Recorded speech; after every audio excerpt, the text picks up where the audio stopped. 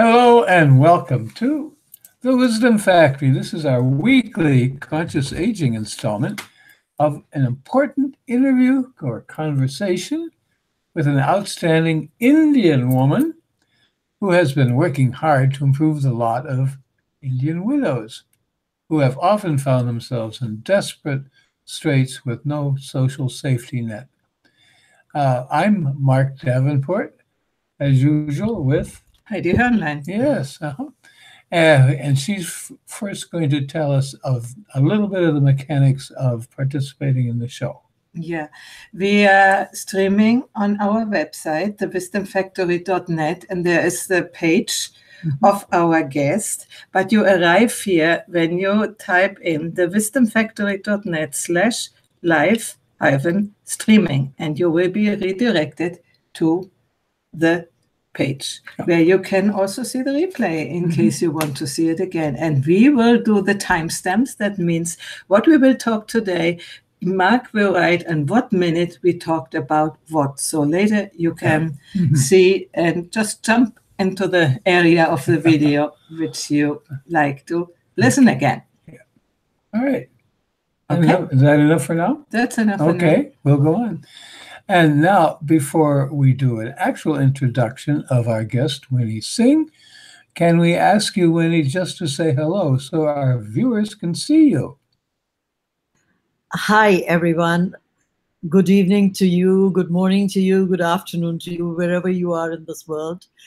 It's wonderful to be here. I'm extremely grateful to Heidi and Mark for having invited me. It's an honor. I feel overwhelmed, being able to come onto the forum and speak over here today. Thank you so much. And we are so grateful that you make it late in your evening, almost night, that you are up and talk with us. Yeah, really. So I should say a few words about Winnie. She has also a very vocal spokesperson for widows and for women's rights in general. And she uses her skills and her social status to broadcast information and encouragement to both women and men who sorely need the benefits of her progressive positions. I'm not supposed to do that on there. She's a excuse me, an unusual woman, and she uses her particular talents and skills. She's a founder of Maitri, a benevolent organization which helps thousands. And this is the website, maitri.india at maitri.org.in. Maybe you spell Maitri, M-A-I-T-R-I. Oh, I would have if you hadn't. Yeah, because I didn't understand it the first time. Okay. I couldn't have written it. No. So, okay. Well, the plight of Indian women is embedded in a deeper cultural views of aging itself. And we'd like to maybe get started by comparing that context with those of the West. Hence, we have entitled this show, Getting Older, East and West. But if you don't want to start there, Winnie, it's okay to start someplace else. That was just a suggestion. Yeah, I think we can go there maybe later, because I would like to know how you got interested. Yeah, you are not 20 years anymore, so you are a little bit further ahead. So that might be a personal interest. But how did you get interested to do this work for women? So let me just explain to you the word Maitri. So Maitri is it's a Sanskrit word. It's also a Buddhist word. It essentially means loving kindness, friendship. So you will always hear the Dalai Lama use this word very often. He uses the word Maitri very, very often. And we named our organization Maitri because it's compassion, it is loving kindness when you're working with populations which are vulnerable, which are marginalized. And women have been, something which I wanted to work with So domestic violence is where I started with. It has been a passion for me to work in the field of domestic violence for various kind of reasons. And I found that women actually don't understand what is violence, and especially in the Indian context, because it is taken as a cultural part of your life. It's like uh, it's just an accepted form of behavior from the man when he's abusive or violent or anything. And that is how I moved on to the elderly, the widows, because that's also part of domestic violence, because this is not just by the husband, because the husband is dead. It's by the family itself, by the society, by the community. Can I ask you something? I not- sort of have in my memory that once in India, the women were buried with their husbands. Is that true, or is that an idea? They burnt with their husbands, It was called sati in those days. So that was like more than 100 years ago. That kind of stopped with a social movement. But it was at the same time that this cultural movement also took place, that when the husband died in West Bengal, it was not across India. It was essentially West Bengal woman. Instantly, her head would be shaved and she would be asked to wear a white coarse sari, which is like a long cloth we have, which we tie around. And she could wear no jewelry. She could, she was not allowed to be part of the main household. She had to be living outside of the house. She could not eat regular food. She could only beg and then eat, even if she came from a wealthy family. That was the irony of the whole thing, that, family. Her status changed instantly the minute her husband died. And it's kind of hard to understand how does that happen, because I've not been able to understand even till date that how could anyone do that. And so they were not allowed to have spices. So Bengal women eat a lot of fish. So these women could not eat any non-vegetarian food also. It was all essentially, taking them towards a part of life where their sexual part of the physical part of it does not get aroused. They become absolutely kind of, I would say, robots moving around. And so this is my understanding now. It's my interpretation of it, that the women, some women earlier, even little, we had child marriages happening all the time. So a child of, let's say, 3 years got married to a man who was probably 20 plus. And if he died, the parents would take this little child and leave her in, we have these religious cities, the holy cities called Varanasi and Brindavan. So they would go and leave the, whosoever was a widow, even if it was a 3-year-old child over there.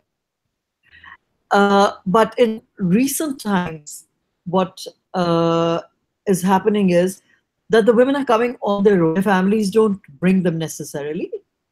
They come on their own to these cities to find a place for themselves. It's an alien language, it's an alien land, it's alien people for them. And it's not make a living over there because there is no housing available for them, because they're considered untouchables, they're considered inauspicious, to the extent that if a widow crosses your path, people go back home to take a bath. They go back home to take a shower. If accidentally also she touches, they will go change their clothes. So it's so my understanding of it is that when they left home because you are a marked person when your head is shaved off.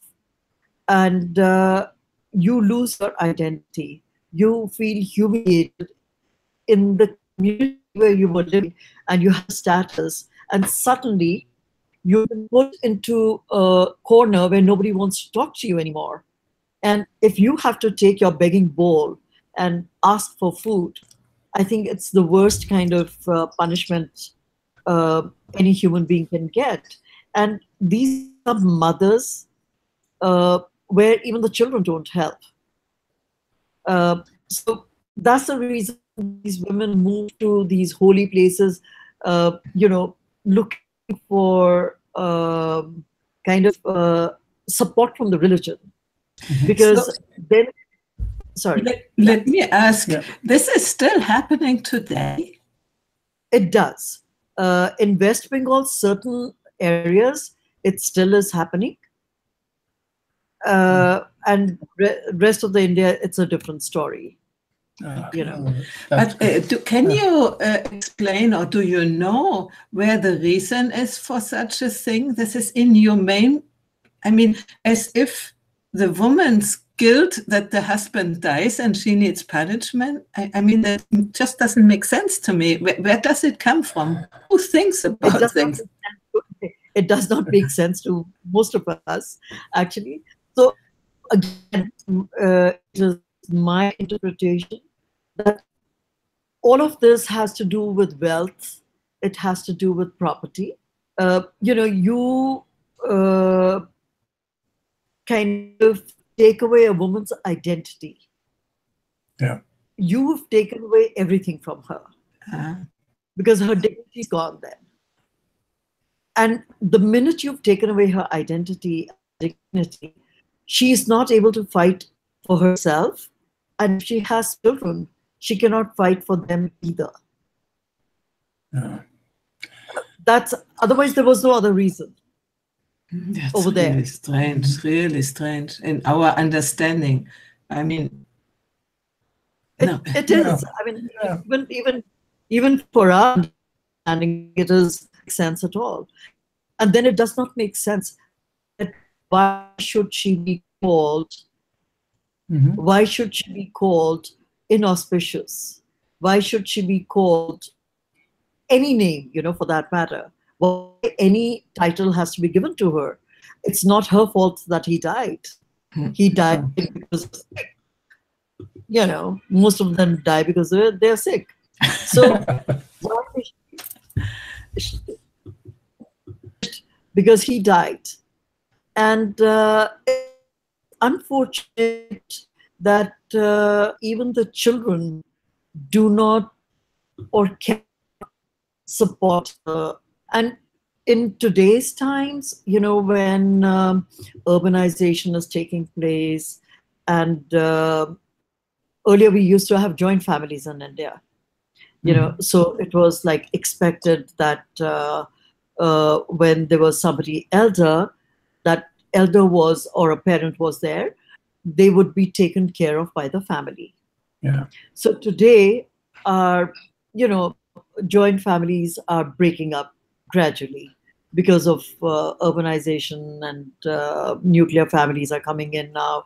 And with that, what happens is that the children are also not willing to take on the responsibility for the mother. And she comes over here and she has no means of livelihood. She comes to, we are working in Brindavan, which is a holy city, which is about 2 hours from Delhi, but it's difficult to even imagine being 2 hours away from the capital of India, which is a developing country. It's more or less like a developed country. It's a very progressive country right now, we call ourselves. But here we have this population, I call them a unique population of religious, cultural widows, and they don't have a support system. And till about 5-6 years ago, actually, they didn't even have the government supporting them greatly. They get a pension from the government, which is 300 rupees, and 300 rupees would be merely about 50 cents. Oh, So that is 50 cents for 1 month is like, how do you live in that? And so that is what, I visited Brindavan for the first time in my life in 2008. And I came across these women. I'd gone to a hospital for something, and they distributed food to the women. And the sight over there was so sad, that these women in the poorest of health, their bodies totally bent like that, and they could not even lift the food packets that were given to them of 1 kilogram weight. So they were kind of dragging the food on the road. Um, you know, I hate to say it, but I think there was a moment in my life that was pretty, you don't realize what somebody's through. And I just asked a lady, I said, why don't you take a rickshaw? I said that, and I instantly regretted I said that to her, because, if she could afford a rickshaw, which would cost her, let's say, about 5 or 10 rupees, she wouldn't be there to get a dole of 1 kilogram of food, which would be 250 grams of rice, a little bit of wheat flour, a little bit of lentils with some oil.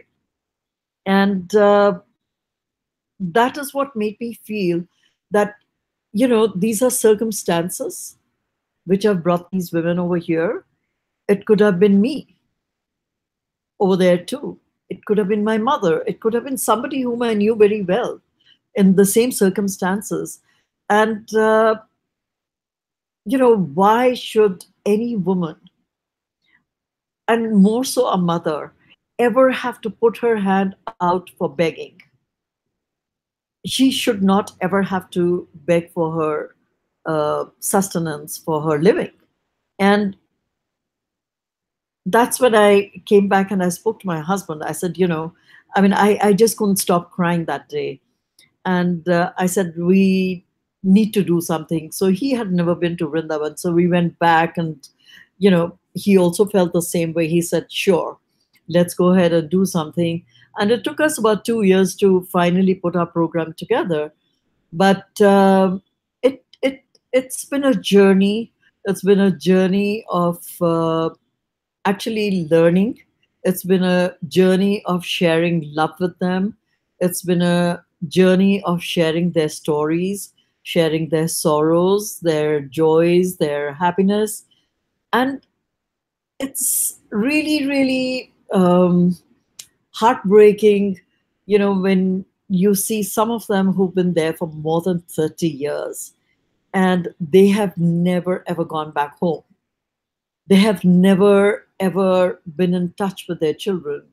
And when we try that, we would like you to go back home, because some of them have property, and they just say that we never, ever want to go there.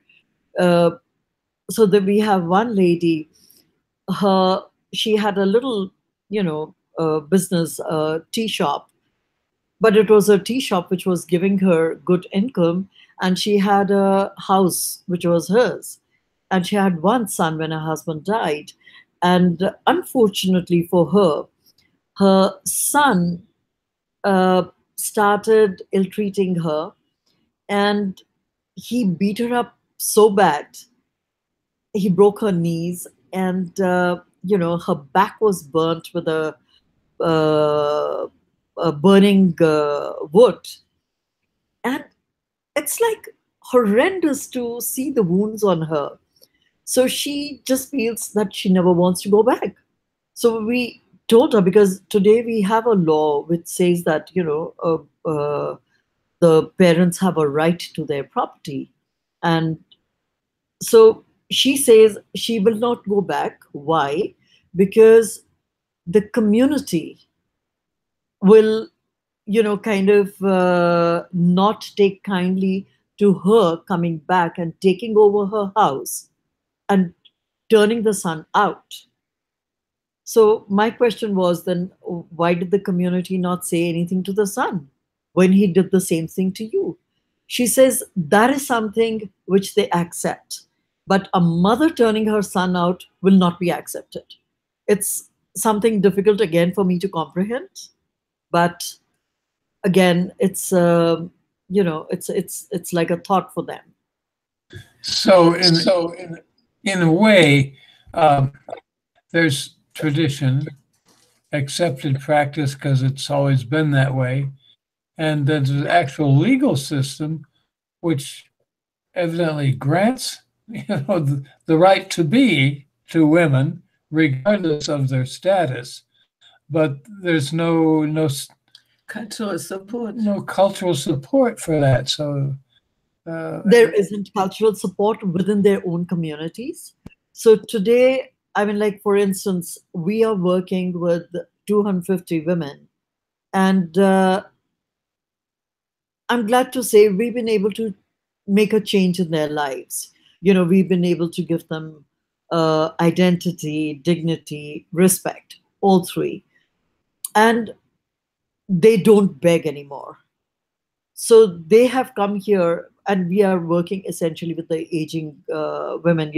They're all the age of 55 plus. Our oldest is 104 years old, and we have a 98-year-old, we have a 90-year-old, and they are smiling. They're happy people today. They are in good health. So we've been monitoring their health, that since they've come to our program, how their own social status in their own eyes has changed. How is their health reporting? How is their management of their financials? Are they able to spend money themselves? Because we've got them bank accounts. Our government made it mandatory that everybody should have a bank account, because if anyone has to get any money from the government, it would only come into the government into the bank account, which was a very good thing. And so they have bank accounts. They take the money out. How do they utilize it? So we try and encourage them to understand all of that. We've been trying to actually get them to learn some skills and earn some livelihood with that. That is a challenge still for us, because they want to only sing hymns the whole day long. They only want to, in India we say religion is a way of life, and it happens more so as you age. So most of the day, when we go over and we visit them, you see them all, they have a exercise book in their hand, and they'll be writing on it Ram. Ram is one of our Hindu gods. So all of them are writing that all through the pages, and it's basically they don't want to forget the name of God even for a second, ensuring that in their next life, they attain nirvana and they don't come back to this kind of I would say a hapless kind of yeah. And you can understand that, no? So you want to ask Yeah, I'm something? wondering, is there any kind of legal support that you sometimes help these people with? This is something we've been counseling them, for the legal support, that we can help you get your houses back. So you go live in your own house. But that is where the challenge lies. They don't want to do that. So we have one lady, she has only one daughter, and her husband left her with a house and with some property. And when we tell her that, why don't you, my question to her was that when you are not well, I need you to give me your daughter's number so that I can inform her. So she said, no, I don't want you to inform my daughter. So I said, okay, you don't want me to inform your daughter. You have grandchildren who are grown up. Maybe I should inform them. She said, no, I don't even want you to inform them. So I said, when you die, then shouldn't I tell somebody to come at that point of time? She said, no, there's no need to inform anyone.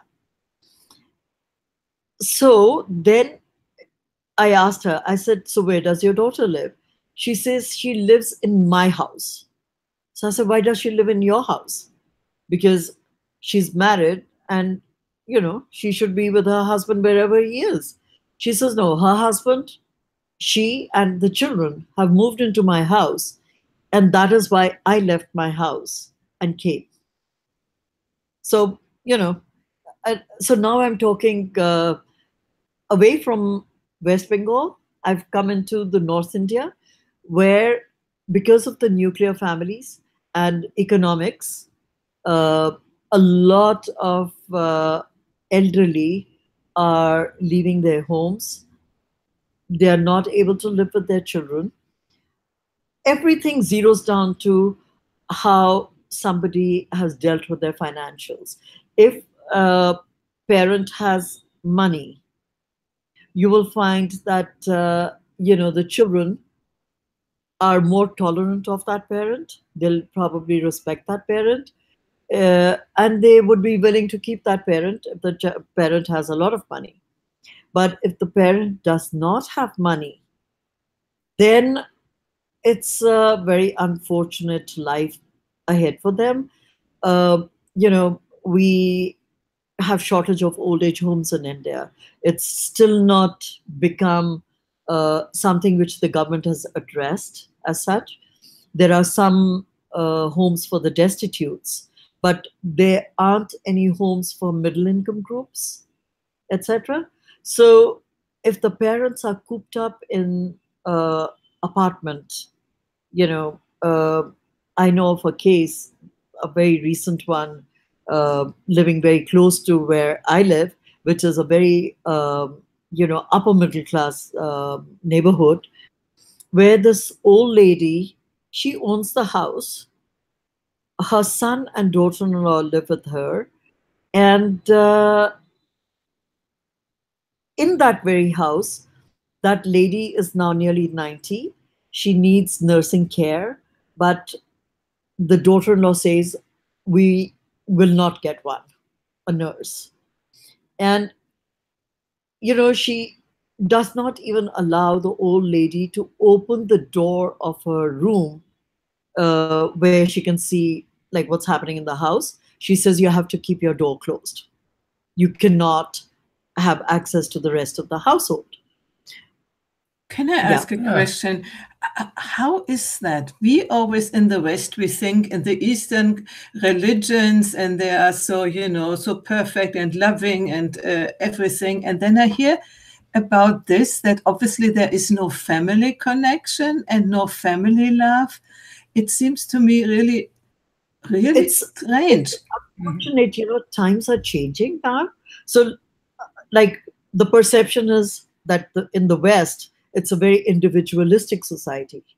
It's, the young ones are, kind of taking care of their careers, their young children, and they don't have too much time for their parents. And the parents are leading a very lonely and a sad life. And, they may move into old age homes or nursing care. This is a perception. So I say it's a misconception. It's a misperception, because it's not always true. There may be cases like that. The same way, there are some families in India where the parents are really looked after, but then there is a population which is now coming up because, earlier we all grew up with our parents, our grandparents, our relatives, all surrounding us. And it was a very close-knit family. Today, because of the nuclear families, we are all so distant, and grandparents don't have a necessarily always a very close relationship with their grandchildren. They speak different languages in the sense, that we may speak Hindi and English, but when I say we speak different languages, the children are speaking a totally different language, which is beyond the parents, or I mean, beyond the grandparents, because for them it is that they expect a certain kind of a very respectful way of talking to them, which the younger ones actually at times are not adhering to that norm. And also, earlier the grandparents, because the children spent a lot of time with the grandparents, so there was a lot of wisdom which was coming out from the elders. So all that has kind of changing now, especially in the urban India. In the rural part of India, still the families are pretty close. But in urban India, we are all getting fragmented. But also then, when the husband dies, the woman is an outcast. And the question what I have, what happens when the woman dies and the man is a widow? What happens then? He gets married. Of course. Oh, I think you need some cultural movement of, changing. That's what we laugh, We always laugh at that. When a woman dies, he can just go and get married again. But if a man dies, so it's West Bengal essentially where the woman her head is shaved and all of that. In the rest of India, again, if a woman is educated and if a woman has wealth, she commands respect, because then everybody is, nobody kind of treats her as an outcast. Whereas if you're not wealthy, then a widow is considered as a burden, as somebody, not everywhere, but some places, some families would treat her like that. And there are some, of course, who would respect their mother as someone, who they love, they respect, and, they would teach their children also to respect her. But invariably, it happens that if you don't have money, your financials are not good, then it can be a challenge at times. That is why we always talk about it these days, that handle your finances well, and between husband and wife, they must plan out, their senior years, and also the woman must know what all is there in the kitty. I want to say that there is Gina in our audience, and she said it is hard to reconcile this treatment in the same context that teaches enlightenment and meditation. That's what sort of we were saying before. And as you said, that in life, husband and wife have to organize that. And this is Gina's work in the West. Yeah. To help people to sort out their legacy. Because we talk of meditation out in India all the time. Our religion teaches us to respect the elderly. I mean, that's part of our culture. But in practical lives, how much it happens now, it translates, it just depends, from family to family kind of a thing. Because again, as I'm saying, it's urbanization is taking its toll. So there are good and bad of, everywhere that's taking place. Well, there's good and bad here too. I look back a generation or two ago when older people I lost your mark. Oh, when people just ended up in these old folks' homes, which were really very Spartan. Can you hear me? Can you hear me? Can you hear us? I didn't hear you. Oh. No, I'm not thinking. Should I put on a... yeah, your connection is sometimes a little bit interrupted. Mm-hmm. I'm not sure if you hear that now. I will try and see if I can use the, um, 1 second, the earphones, and if that is better. We are hearing you anyway. Yeah, we hear you. Yeah. Okay, now I can hear you. Because I could, Oh. I didn't hear, Mark, what did you say earlier? Oh, I forgot. But no, I was thinking that what you're describing is extreme, but it wasn't that long ago that, oh goodness, men had multiple wives and they died in childbirth. They got sick, they got ill, and the men just married again. That was not uncommon. And likewise, putting parents into an old folks' home and pretty much forgetting about them, saying, well, they're well taken care of there. They don't need us to visit every week or anything. That led to a lot of abuses, and some of the conditions in rest homes were pretty appalling. And actually, to In some America, extent, you say. yeah, and to some extent that continues today. I did work in rest homes for a few years, and I was glad to leave because I could just see that these people were not being taken care of. They were being cleaned, they were being fed, you know, their laundry was taken care of, their beds were changed, etc., etc. But the emotions are not. Yeah, you know, but actually touching people, you know, was, avoided, shall we say. I see it here too, but Yeah. I see in Italy that there is still, at least in the middle and south, the family is still quite, how do you say, powerful.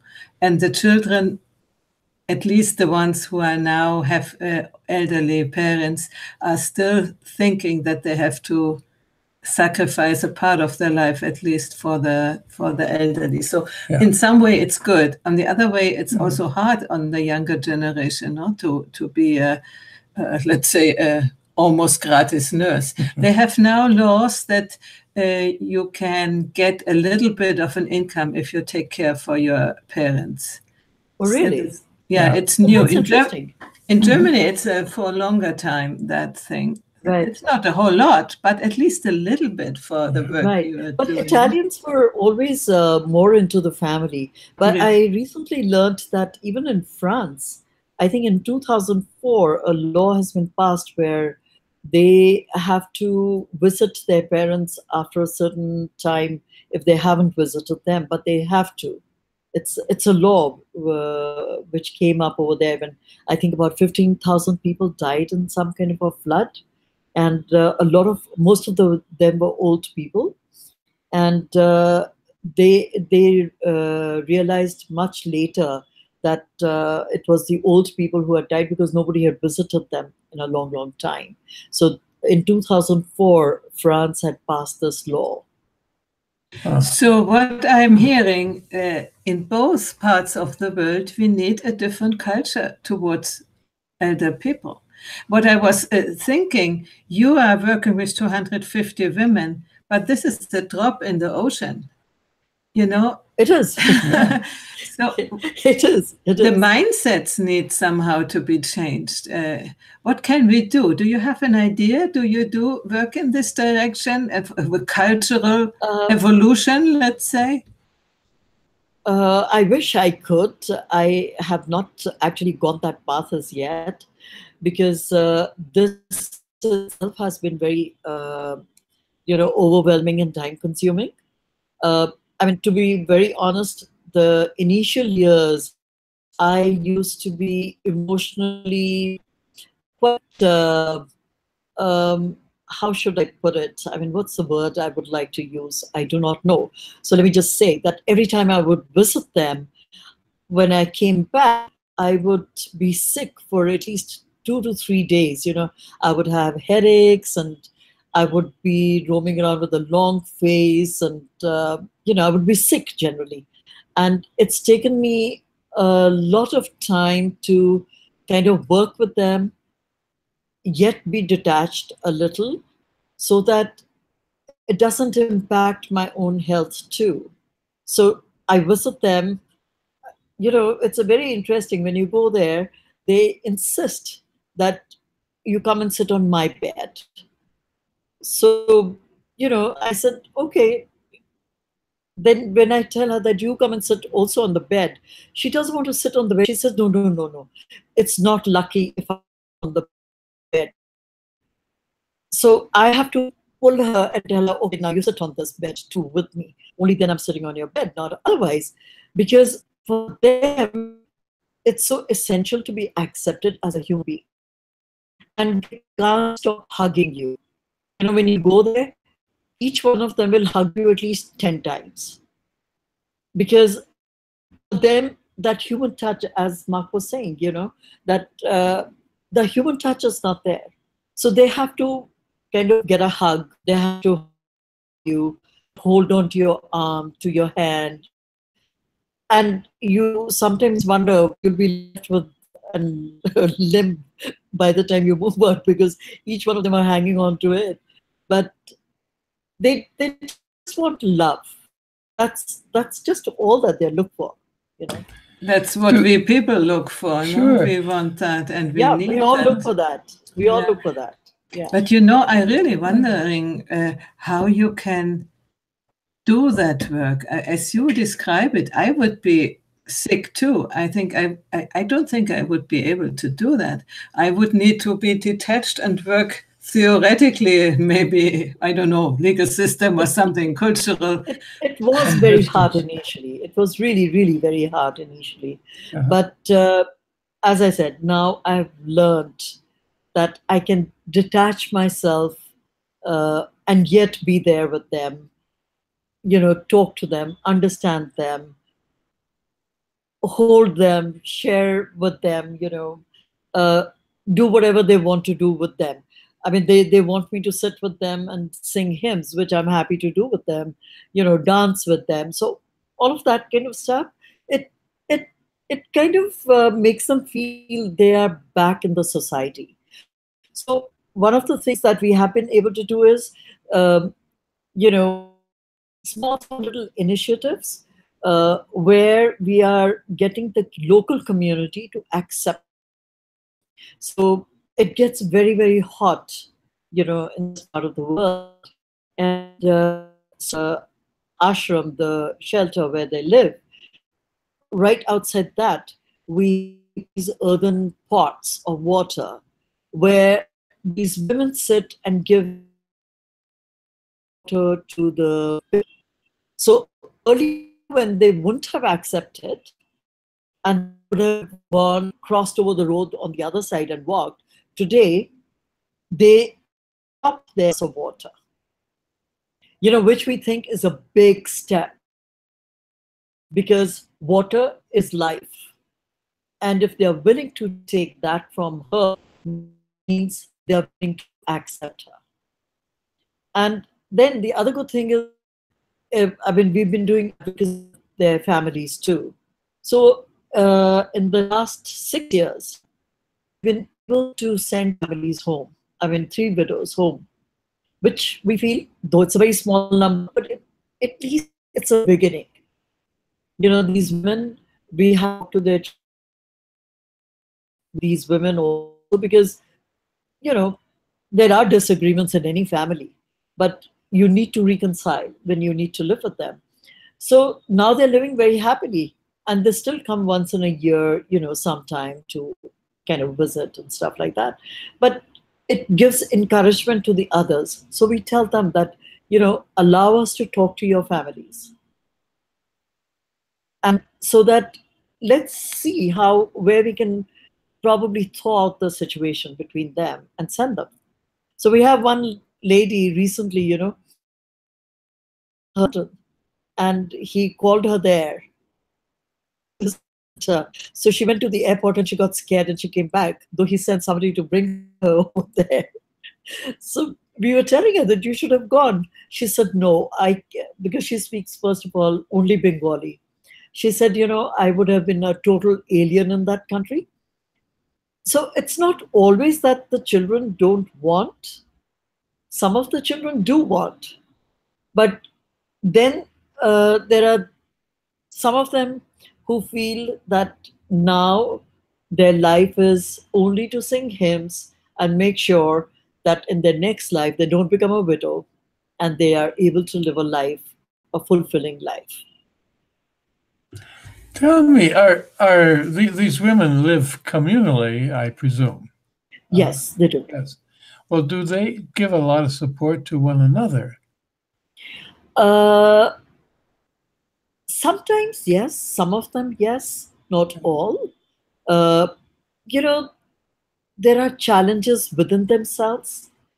Um, it's the survival of the fittest, as you would recognize. Uh, but we've been able to, okay, so in India, we also have a caste system, which is very prevalent.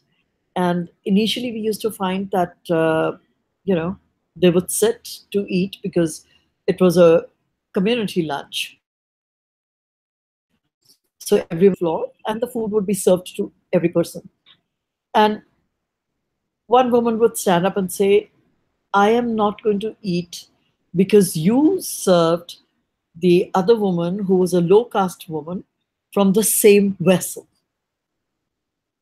So we really had to work on that and say, I'm sorry, it does not happen. You know, you are all human beings first, and everybody's going to eat the same food. And if you're going to live here, you have to eat the same food. And also, so we have dormitories. So each dormitory has 6 women staying there. And whosoever is allocated a particular bed, you will not say that, I have a low caste woman in my room, or I have woman from another this thing which I don't want. So for about a month, we had that challenge where they didn't want to. But then I needed to be very, very strong at that point of time. So I just told them that, sorry, that would not work. You want to leave, you're most welcome to leave. But to stay here, everyone is an equal. And we are not going to differentiate between anyone. And the same way now, when somebody is not well, initially they wouldn't kind of take care. They just said, why would I take care? So you had to make them understand, sensitize them to it that tomorrow you're also going to be sick and you don't have your families here. So who's going to take care? You all need to be taking care of each other. I mean, we do have nurses and, doctors there, but if you yourself are not going to help each other out, it's not going to help very much. So now I see that, they're willing to change somebody's diaper, help somebody walk, all that kind of stuff. That's This good. is basic It education. takes time, it takes time to change that mindset. Yeah, but you are doing great work in that. That's really, I mean, It's hard. I believe that. How many It's a big people? challenge, I can tell you that. Yeah. How many people are collaborating there with you? When you say collaborating means I mean, taking care of these women. You cannot do it all alone. we have a staff of about 15 people in one particular ashram where we have 75 women. So we have 3 different places, 75 like that divided. And do you That's get good. government funding for that, or how do you finance that? No. We have, I mean, we hope that we are going to be applying for government funding now, but we have been getting funding from a foundation in Geneva. And then we do crowdfunding. We get a lot of funding from individual donors. And we do some fundraising events and things like that. And, that's how we raise funds. Because these women will not be able to work to sustain that place. So that we have recognized. I mean, I thought we could create business models and, we would be able to generate income over there, but we understood that's not going to happen. Yeah, Yeah, so there's another question from Gina Donaldson. She says, for those who have made the shift from caste, do you find that they are also now demonstrating leadership with women who are new to the community? Yes, they do. Now they do. They definitely do. They kind of actually bring them into the fold and help them settle in and all of that stuff. So the learning has taken place, and so it's sort of from inside up, the cultural movement. This is great. Absolutely. You talk about crowdfunding. I don't know, but do you have some campaign going on? Can you send us a link? So I will send you that. We do it on. Publish it on the website. Excellent. And I would also invite you, as that you were often bad audio quality, and I'm excuse to the audience for that. I would invite you to do another talk with us on another platform, and we hope that it is better. And then I would like to publish it on the website too, because I think it is so important, your message, and I would like that people can really hear every word. And sometimes it was good, and sometimes it sort of disappeared, and it's really a shame, because definitely I would love to do that. Thank you so much. We connect with that, but we are still not at the end. No. I'm wondering what we hear, Western feminists are talking about all sorts of things which are not really important. What could we do from our Western countries to support you, and not necessarily you person, but the women who are in this situation? What can we do? Do you have an idea? So, we have actually a lot of people coming from the West to visit. They come spend sometimes. They're on a visit to India, and they spend like a day or 2 days over there with them. And it's kind of interesting to see the bond that these women, without understanding the language, but the bond that they forge with people who come in. And we've always learned from our guests, who come, that the kind of love that they sense over there and they feel over there, it does make some of them return also. And we have a lot of photographers who come in, who do shoots over there. So we've had National Geographic from Poland and 2 more countries, I'm forgetting now. They came in and, kind of published it in their country. And then we had people come in from there. Financially, they may help, may not help. That's one part of it. But I think it's wonderful when, somebody can just come and share their world with them, because it brings joy into their lives. And I think that's all that matters at this point of their life, that if someone can bring a smile on their faces, if somebody can, kind of give them a bit of hope, whichever way they do. But we see that it does make a difference. Maybe because I'm a man and I'm interested in politics, but I'm wondering, are there any politicians or any political party which lends you any support? No.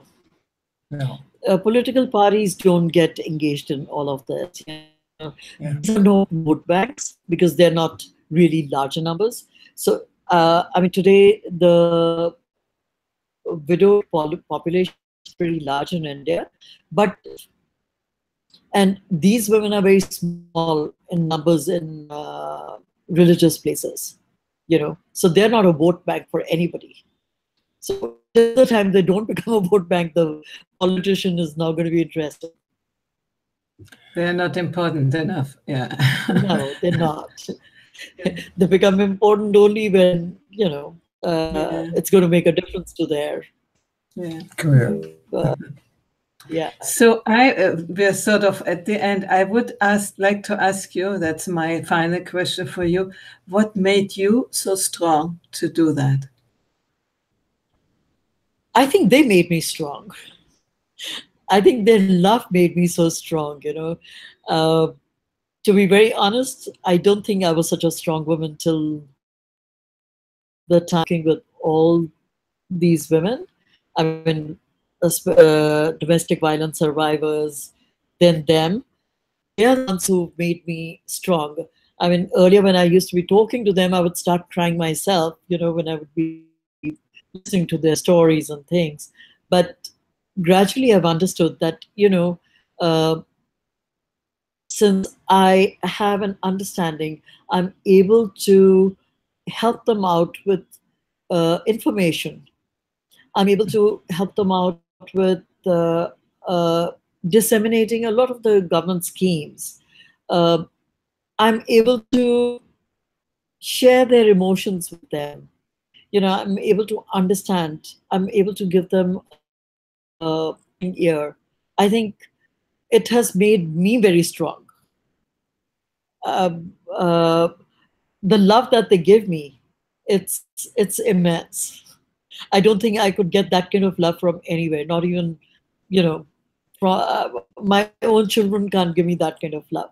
That's lovely. It's I want very overwhelming to understand. There is another comment from Ray Carr. He says, "Thanks for helping to empower the women who you work with in India. Your work contributes to making the world a better place." I fully agree Yes, it with does. that. Absolutely.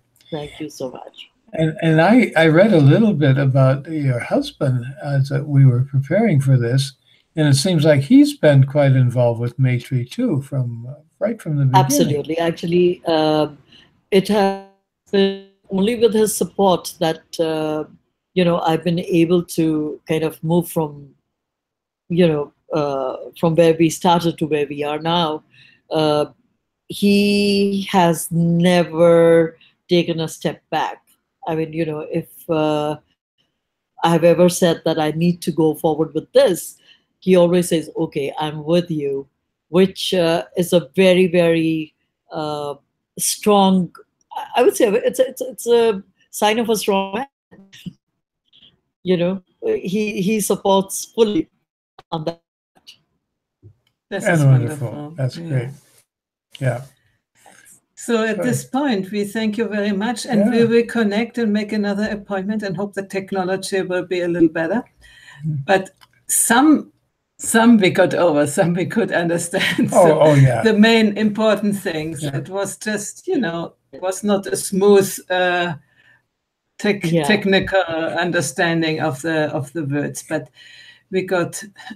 And I have to say, I really am a little shocked. You know, I hear so much about women now in India who are learning technology, who are in internet and the website creation and all that, you know, in IT, as you say, and customer support and working. And that in the background, there is still, this mindset, which is, because in some ways, as you describe it, the women are agreeing with what is happening, agreeing in the sense that they think they have the belief that they cannot do anything against it because it's just as it is. They just, you know, they in India, we all, I mean, I include myself into it because as I was growing up, I saw my mother. My father was a fairly domineering human being, and the lesson that I learned from there, I carried that into my life.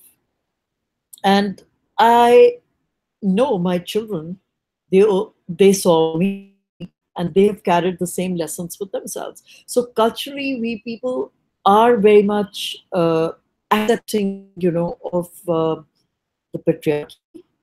So we do talk about it. Today, I'm a great feminist and I may talk about all of that.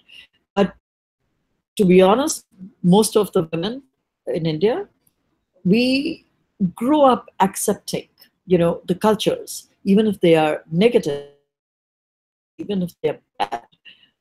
Rebel, it's not easy. I guess, then you're rebelling against society. Totally. Yeah. Yeah, I and here understand comes that. the Western women came in, which should give you support and instead of occupying themselves with ridiculous stuff. Anyway, that's my my idea, and I'm looking forward to talk to you again. I say thank you for the viewers who were here live and showed up, and for who will watch it in the future. And stay tuned. Come to thewisdomfactory.net/Winnie-Singh, and you will find the information about her. We will post the timestamps of this video. We will post a new video, which will happen in the next few days or even week. And then also the fundraising information and everything. Maybe you can also send some pictures, and we could publish some pictures of the situation you have described here. That would be wonderful. I'll send you a video. How about that? Oh, perfect. Wonderful. Perfect. Yeah. So thank you very much. And I close the recording. And with the audience, we see next week for the last series interview. Yeah. And then we have a panel discussion. And so this series 4 of Conscious Aging will be concluded in 26th of April, but we will continue in autumn. Okay. So All right. see you next week.